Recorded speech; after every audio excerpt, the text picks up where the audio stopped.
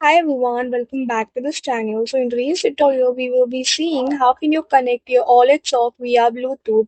So here's a troubleshooting guide for your wireless pairing instructions. To connect your Owlet Sock via Bluetooth, follow the below steps. Step 1, turn on Bluetooth on your phone. Step 2, plug the Owlet base station into a power outlet. Step 3, open the Owlet Care app and sign in. Step 4, tap on Add Device and select your Owlet Sock. Step 5, follow the on-screen instructions until the app searches for nearby devices. Step 6, place the sock sensor on the base station to begin pairing. Step 7, wait for the app to detect the sock and complete the Bluetooth connection.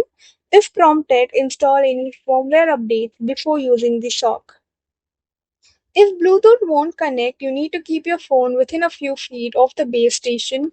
Make sure Bluetooth is enabled and you have granted the Owlet app Bluetooth permission. Restart your phone and unplug the base station for about 30 seconds before trying again. Ensure the sock has enough battery by charging it on the base station for at least 20 minutes. That's all for the video. Thank you for watching. Don't forget to like, share, comment, and also do hit the subscribe button.